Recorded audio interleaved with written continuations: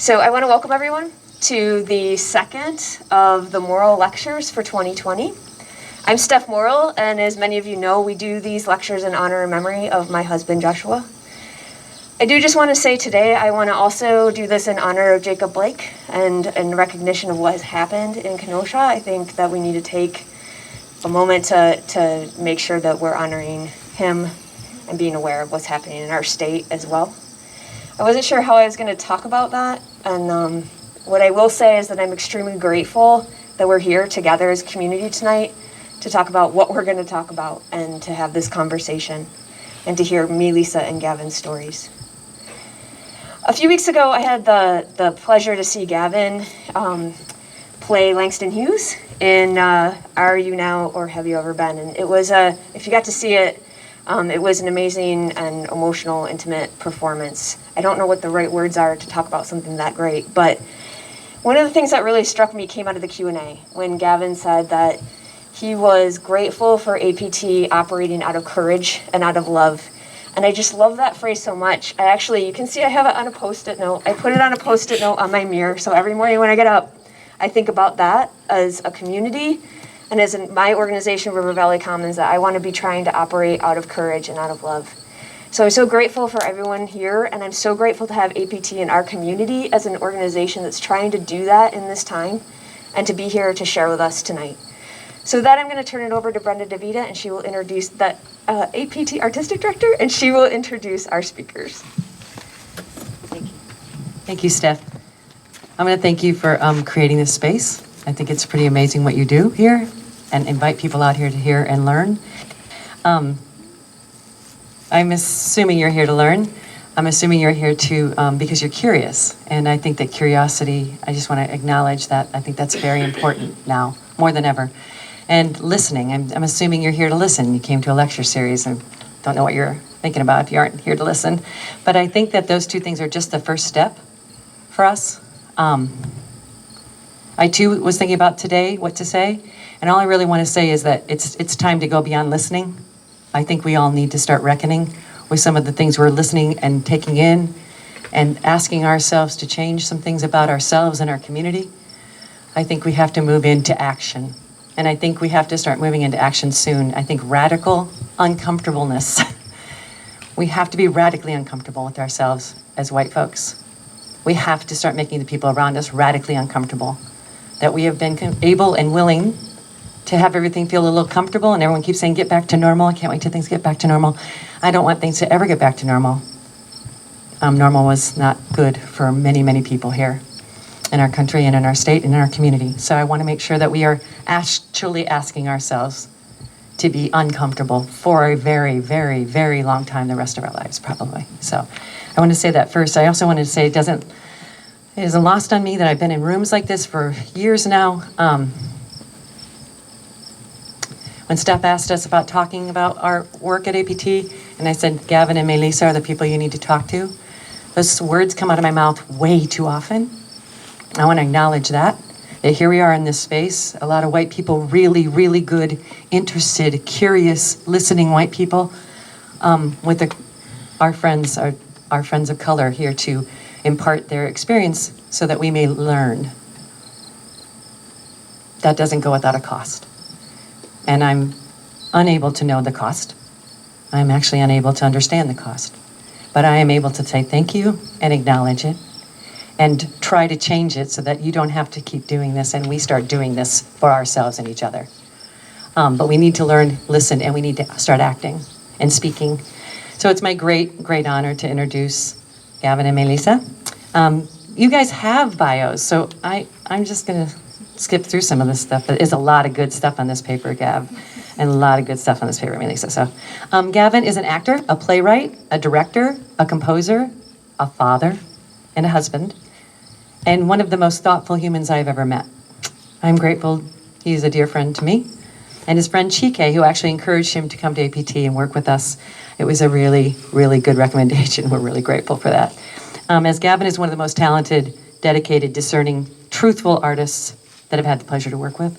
His integrity and kindness and patience and passion and years and years and years of experience makes him invaluable to us at APT and to me personally. So this is Gavin's 5th year with APT, and his 2nd as a member of the core company. And last season he played Duke Orsino. I don't know if you got to see that. I'm sorry if you didn't. He also played Gabriel in Fences, and he was instrumental in us finally producing our first August Wilson play. So I want to say thank you to him for that. We'll do many more together, I hope.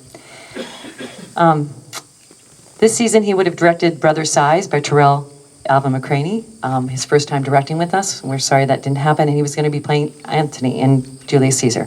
And he actually did a Zoom reading of that, and I hope you got to see that on PBS Wisconsin. He also, as you mentioned, played Langston Hughes, which was brilliant. If you don't know Carlisle Brown's work or Langston Hughes' work, I'd ask you to check it out. His work has been seen at the Kennedy Center, Mixed Blood, Steppenwolf, all over. It's in his bio. And we are grateful that he has decided to make his home with us at APT every summer. Melisa joined APT for the first time in 2013. For just one play, she was in the production, my first directing production. She granted me her trust without any reason to do so, and she was brilliant in Les Liaisons Dangereuses. And the very next summer, she was playing Juliet for us. And we knew that at that moment we needed to convince her to stay. So we were lucky she decided to do so. Wow, it's sticky. These would just stick to me if I just stuck it to my body here.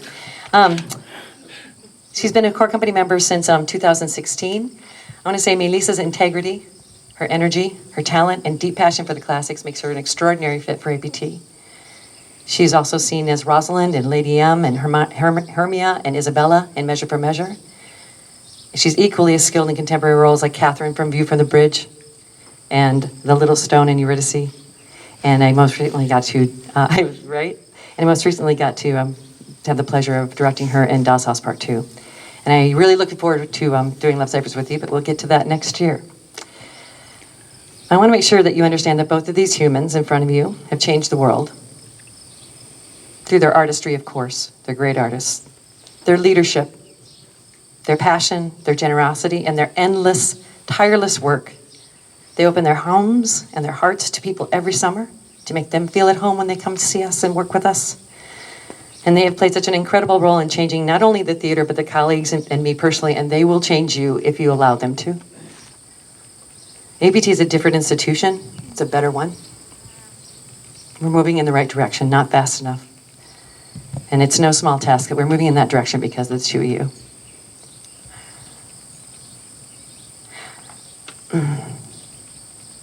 There's two clocks. They're the ones that say we're going too slow. There's the ones that say we're going too fast. I used to think that was about bringing those clocks together, making sure we're going at the right pace. We're going too slow.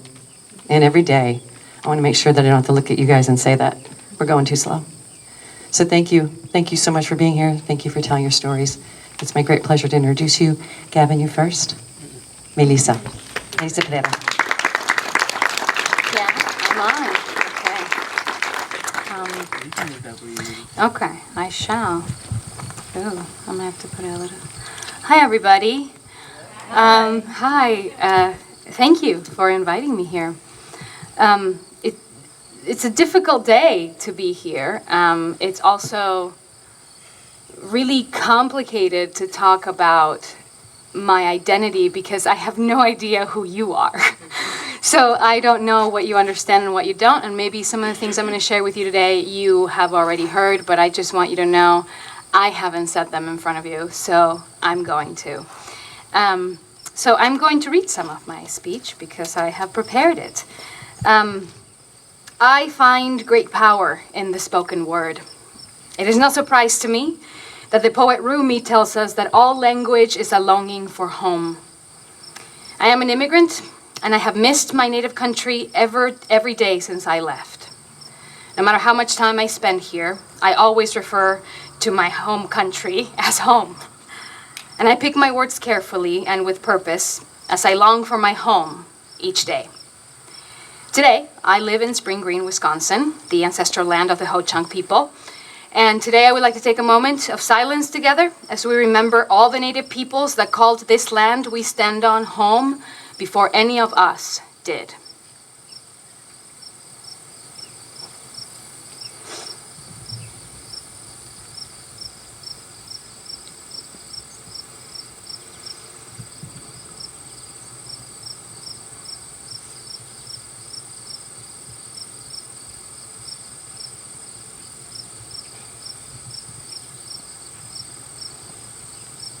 A moment of silence is never long enough, right, to honor that. So thank you for coming and partaking in what I hope will be a communal experience. As you know, my name is Melisa Pereyra. I'm an actor. I moved to Spring Green about 5 years ago and bought a house in town. So you are my community. Some of the things that describe my story that you should know to understand my context, besides being an immigrant, I am an orphan. I spent my high school years living in Idaho with a foster family who were members of the Mormon Church. And that should give you a little bit of my context as I move on from there. There was no place I entered while living in Idaho in which my presence didn't feel out of place. I moved here from Argentina in February, in the middle of winter here, but the middle of summer at home. I was 14 and I couldn't speak, read, or write in English yet, but I learned. Learning has been at the core of everything in my life. No matter how hard the material, you can attest to, I am always up for learning it. And I am proud to say that I have not stopped yet. I have made a career out of speaking in front of people and making complex rhetoric understood. And at the core of that rhetoric are stories. Enacting this script are words. The words our characters say, they are our contract with the universe. I believe that to be truth both in and outside of the theater. The theater has most profoundly highlighted the power of speaking my contract with the universe in public. I have to do it in public. I have learned that saying the lines in my room is not the same as speaking them in front of thousands of people. This is because telling stories is in a communal setting adds meaning to the spoken word. The thing that happens between the spoken word adds power and purpose to our stories. There is something at stake. There is vulnerability on both sides of the experience. I have to speak in front of witnesses. They have to be willing to listen, to learn, to react, and share this experience with me.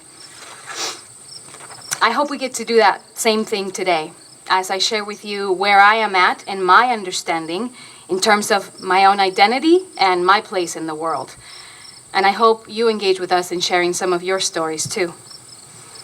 Ever since I moved to this country, I have been searching for the right lines, the ones that I feel would truly honor and accurately represent my contract with the universe. And my identity is at the core of that. So today, I'm not here to talk about a hypothetical story that someone else wrote for me, but rather a story of me. And yes, I am here to talk about whiteness. But I'm not here to talk about whiteness as though I do not possess some kind of privilege in that scenario as well. I am here to acknowledge my whiteness and the complexity of my identity, and I hope you are open enough to do that too. Speaking on matters of race in this country is a mess. Giving a speech that can inspire people into action or encourage them to dig deep into their own experiences in order to grow, for me, in this setting, is a risk. I don't know many of you, and I have no idea where each of your ideologies and understanding of race and your place in this conversation stands. What I do know is that there has been a resurgence of interest in this topic, and white Americans are now more willing to engage in the conversation. I also know that everyone wants to know what they can or cannot say in order to be considered an ally or anti-racist or co-conspirators. The United States loves a label, a word that can accurately name something and give a false confidence that something that has been labeled means it has been understood. Perhaps I'm not saying anything new. With a label, we end up with a term like ally, meaning a person who is actively engaged in anti-racist work. If I am an ally and I speak from that label, then I believe I am doing something right. But we always have to go beyond belief and examine how taking ownership of these labels must also lead to action. And once we have acted, we must question how our actions either uphold white supremacy and racist beliefs, or whether our actions are aiding in dismantling those beliefs. White supremacy is not a single person. It is a political and economic and a social system of power. This is the uncomfortable work, but it's okay. Get uncomfortable. and be willing to stay there. But how do we do that? You have to figure that out. But I can share with you where I'm at. And I suggest we use some labels. I want to talk about my personal experience with labels. In the United States, I fall under the umbrella of person of color. But there is no time invested in who it is that I actually am. There is no conversation surrounding the actual color of my skin. A skin that can be pale in the winter and gets brown in the summer. A skin that does not ever experience the oppression that Black and Indigenous people in this country experience. The time waiting for someone else to give nuance to my experience is over. That I was not born here does not mean that I am not white. But because identity is based on ancestry in the US, I am placed in the umbrella of a person of color, independent of the color of my skin. And people that are even lighter than myself also get placed in that category. In this country, I am not white, and it took me a while to understand why. Well, I don't know what it's like to be white, North American white, but I still know what it is like to have a skin color privilege within the context of Black and brown communities. The whiteness I possess comes from the context of colorism. And if you don't know what that is, just in case, it's a system of discrimination based on skin color within Black and brown communities. As long as white supremacy and its systems of economic, social, and political oppression exists, colorism will exist as a means to gain access to opportunities. As a person of color in the United States, the story this country tells me is that I can't hold as much power as the white people who were born here. But in a room full of Black and brown people, it is important that I am aware of where I fall in the colorism spectrum. Perhaps no white person would ever call me out on my whiteness or light skin privilege because maybe you wouldn't know where to begin. That's why it's my responsibility to understand my context in every room that I walk into. I understand that my voice cannot be the only voice. Just like your voice cannot be the only voice. I'm spending a lot of time examining the ways my skin color has allowed me to access goods and services that might be denied to Black people. I'm not blind to the fact that the color of my skin has benefited me in numerous ways, independent of my struggles as an immigrant. Acknowledging my privilege and my white ancestry takes nothing away from my Latinidad. It does not mean I am not Latina. It does not erase my indigenous roots. In fact, it honors my ancestors who were affected by white supremacist power structures in a way that I will never experience.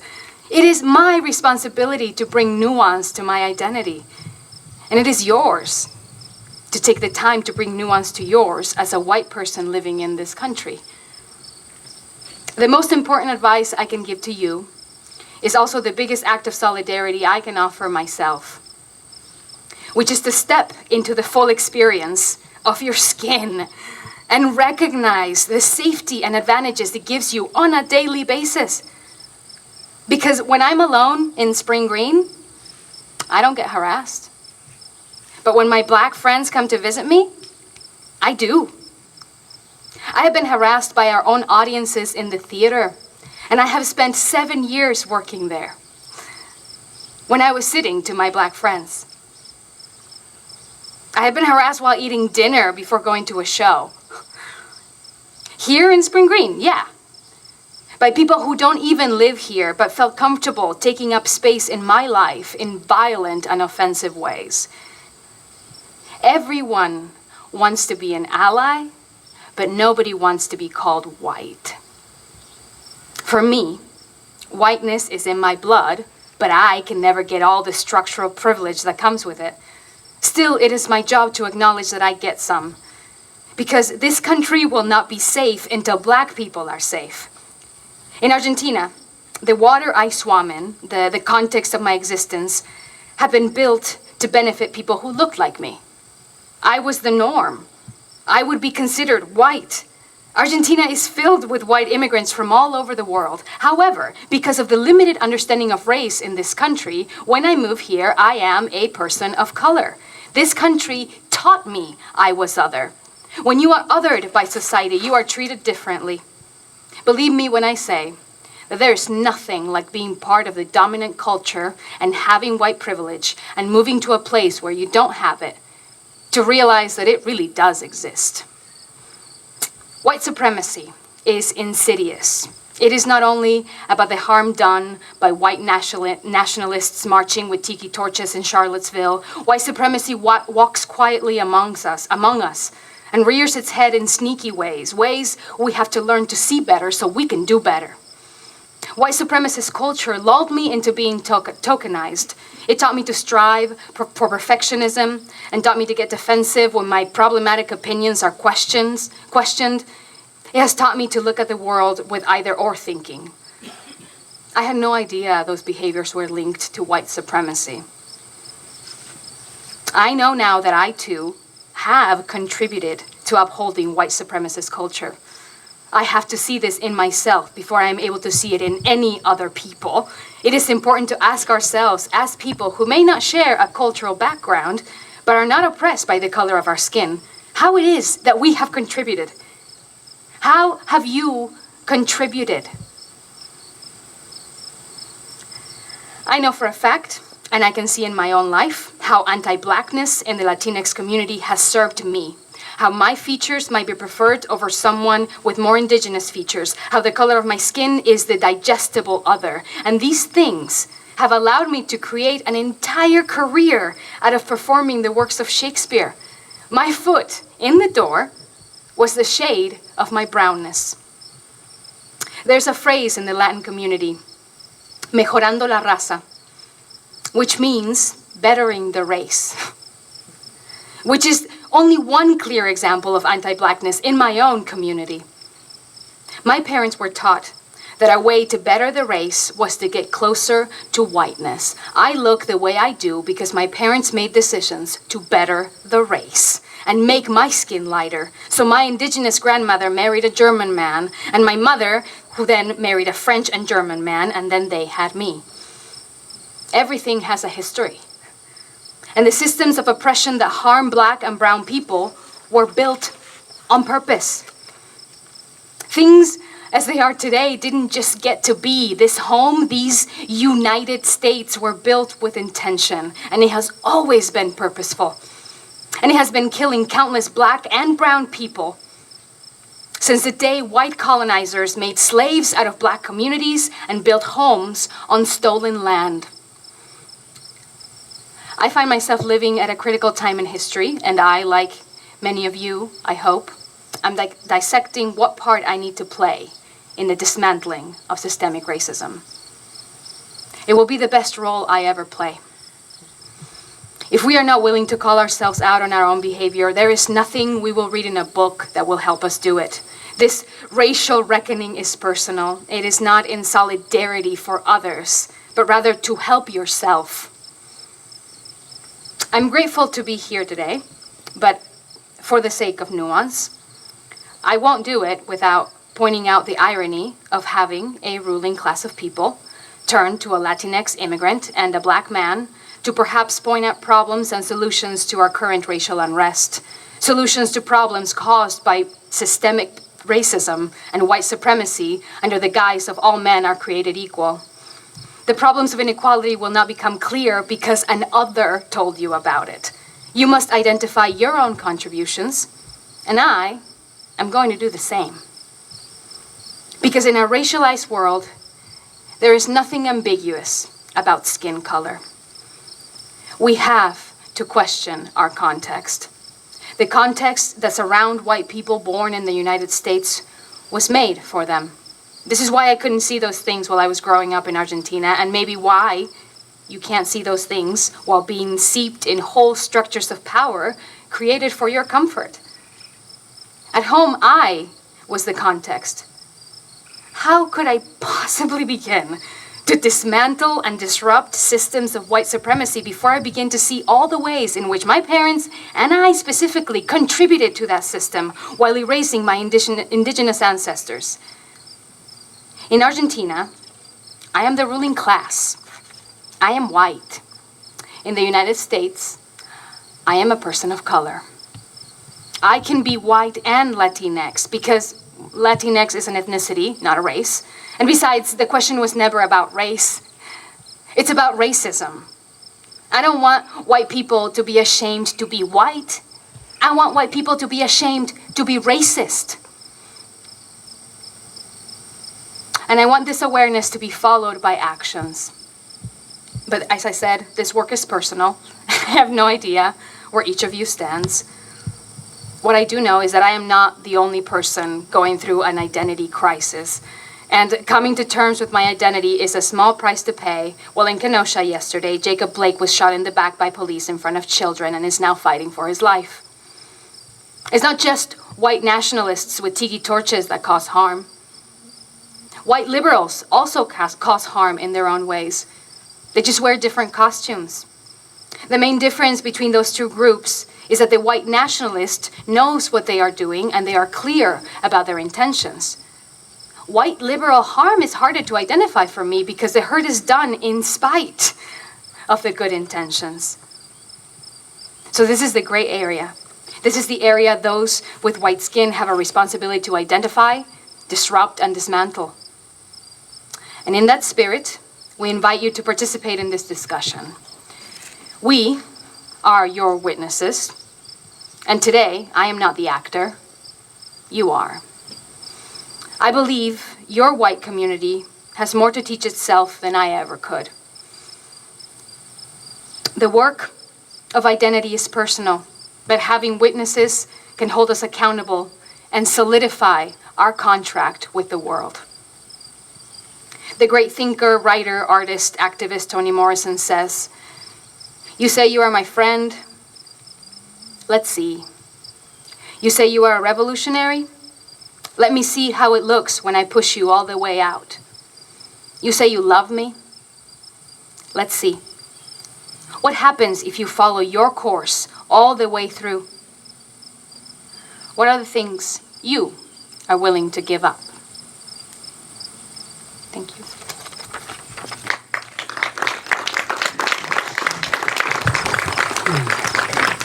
Thank you, Melisa.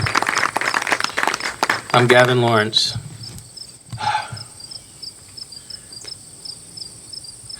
People cry much easier than they can change. James Baldwin. Brenda called me this morning to ask me if I still wanted to do this.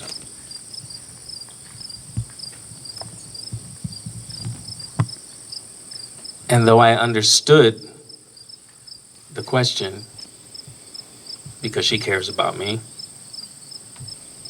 and people tend to check in with me when black men get shot for no reason in front of children. And Melisa just checked in with me before we started speaking out of concern, because they know how I am impacted by these types of things. I'm the only black man here. Most days, most weeks, most months, I'm the only black man I see or experience in Spring Green. I don't see anybody else like me. So, yes, Jacob Blake. It's interesting that the context in which I am, or from which I am saying his name in this moment, is unique, because normally it's in the wake of someone dying. Remember their names. So I hope tomorrow when I wake up, I can still be saying his name from this context in terms of hoping that he survives.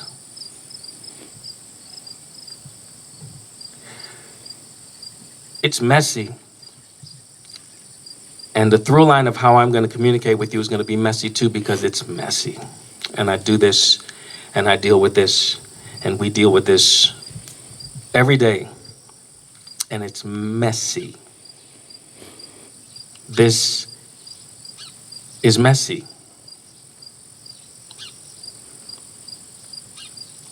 Children very rarely listen to adults and their elders, but they never fail to imitate them. And so there's a huge part of me that tends to embrace the fact that my generation and most of the people who are here tonight, their generation, are not going to make much of a difference before we die in terms of embracing this issue of race in America, but our children have a chance. And so for the sake of our children,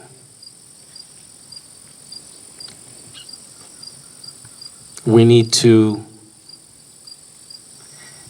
have the courage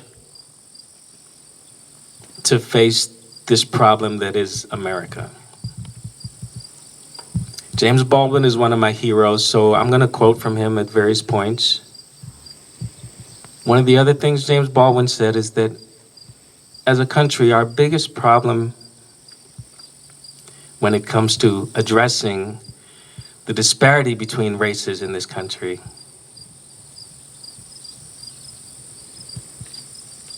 is that we don't do the work, but we would like to seem as though we do. That we would like to seem as though we have. That we would like to appear to the world to be this idealistic democracy, when in fact, until we embrace the truth and the lies that America was built on, this will keep happening over and over and over again. And so during this chapter, post George Floyd and Breonna Taylor and Ahmaud Arbery, and then the list goes on, there seems to be some kind of shift taking place. But me, having been on this earth for 57 years, have seen versions of this shift that lead to nothing new. That's our reality, right?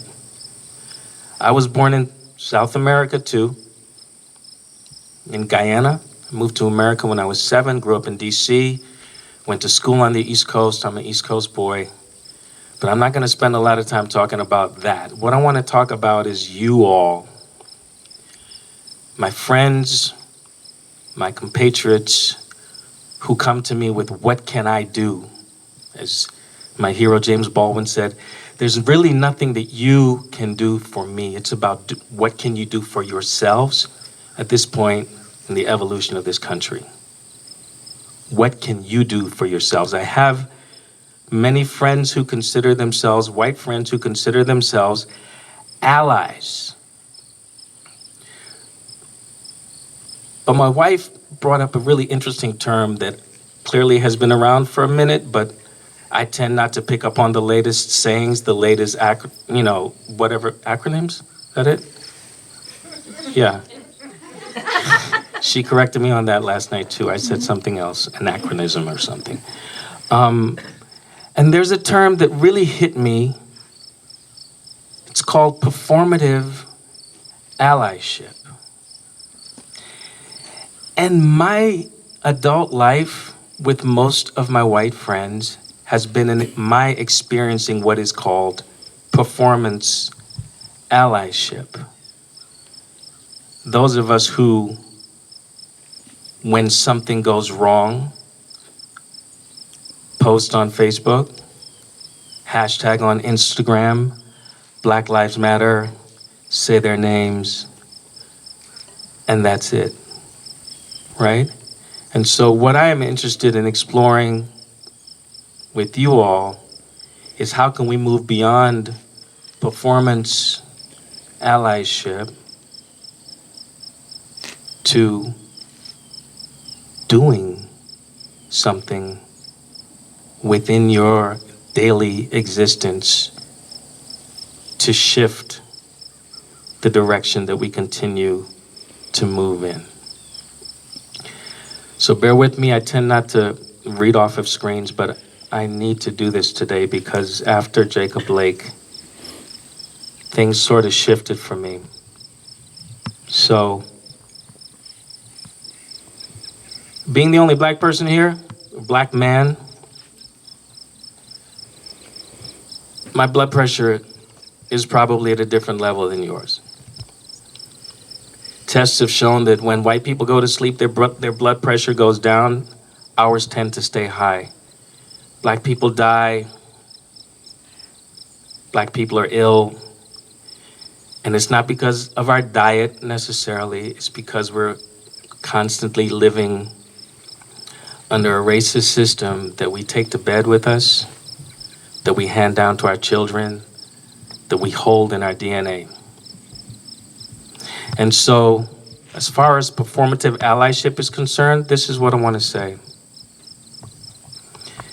To understand performance allyship, let's first look at what allyship really is. An ally is someone from a non-marginalized group who uses their privilege to advocate for a marginalized group of people. They transfer the benefits of their privilege to those who lack it. Performance allyship is, on the other hand, when someone from that same non-marginalized group professes support and solidarity with a marginalized group in a way that either isn't helpful or that actively harms that group. Performative allyship usually involves receiving some kind of award. On social media is that virtual pat on the back for being a good person or for being on the right side.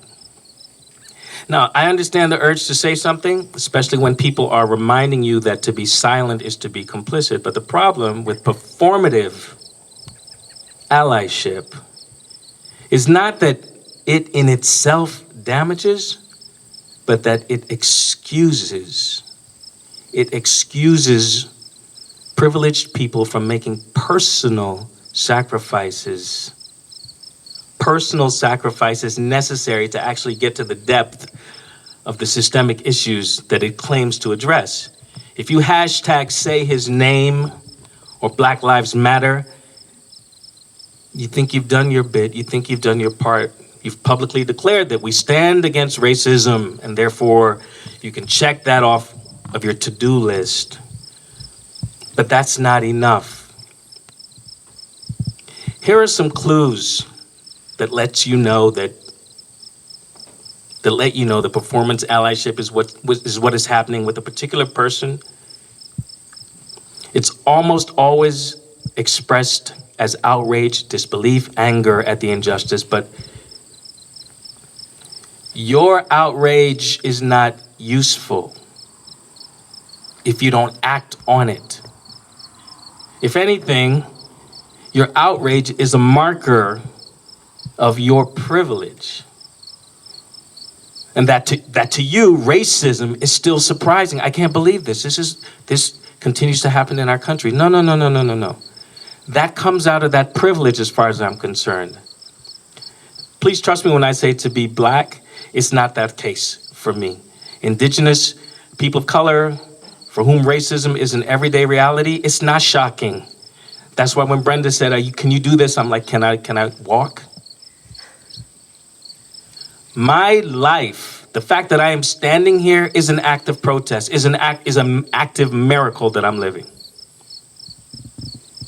That may sound melodramatic, but ask the family of all the black folks that have been killed in the last year.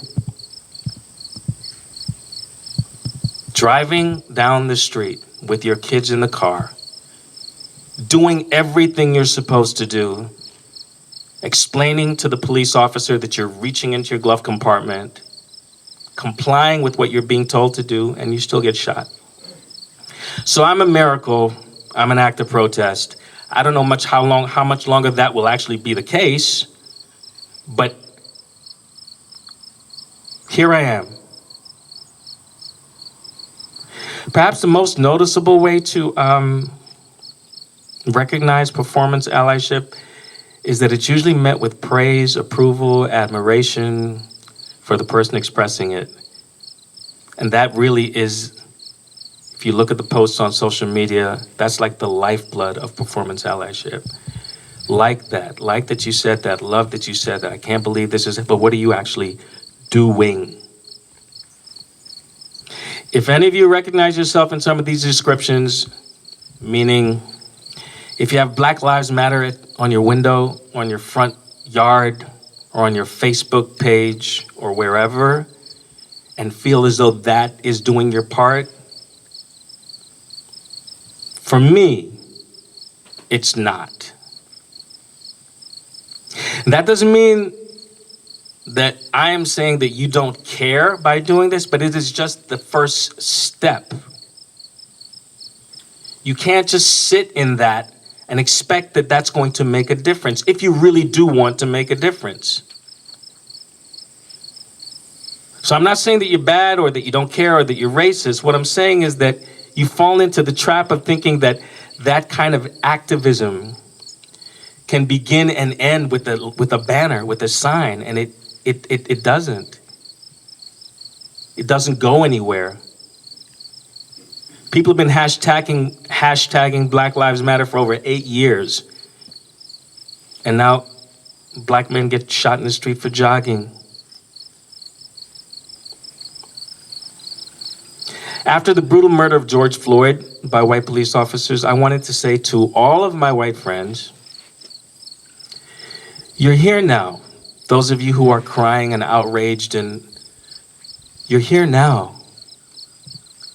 But where are you the other 364 days of the year when anti-racism isn't trending? When it's not on every channel on television?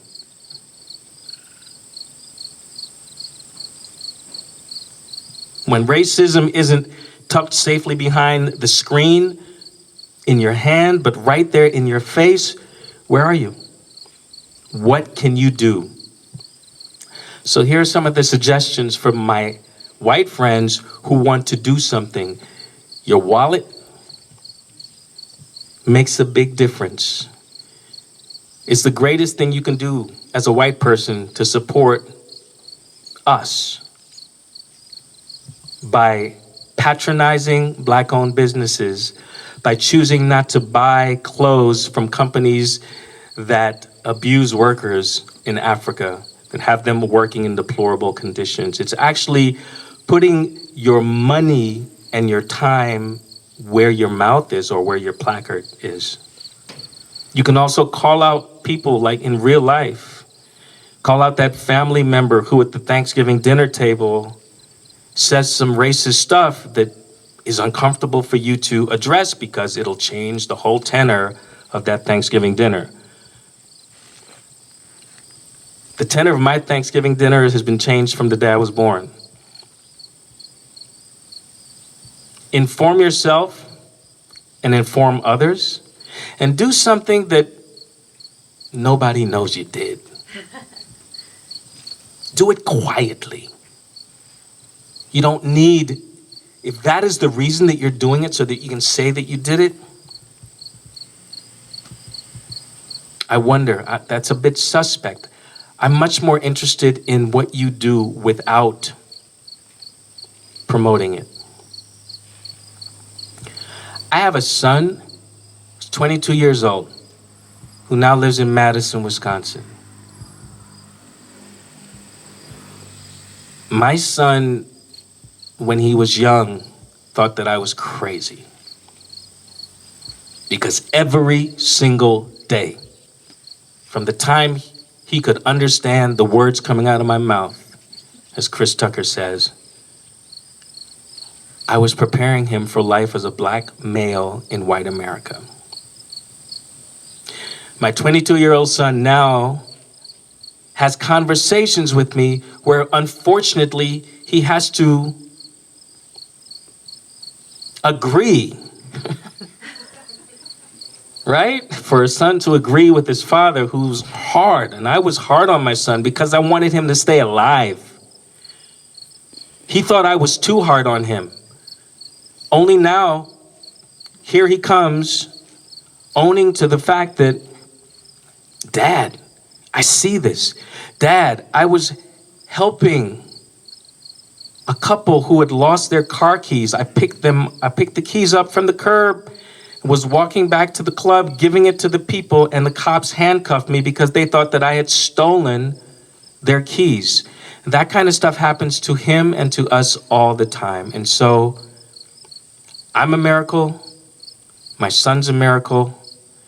The fact that I am the only black male amongst you all, and the fact that I actually am willing to do this is somewhat miraculous given what we face on a day-to-day basis. And I'm not looking for sympathy, empathy, or compassion. What I am looking for is for you who say you want to make a difference to actually do something.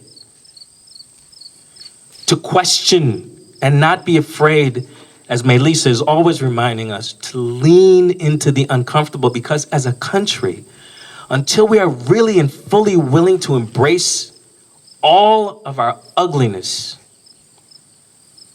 we're gonna keep doing this. And like James Baldwin said, kids don't listen to what we tell them to do, but they do imitate what they see us do as they grow up. So please, take a moment to check yourself, ask yourself, are you contributing to dismantling this crazy system, or are you just anesthetizing yourself in the moment by putting up a sign that says Black Lives Matter? Thank you.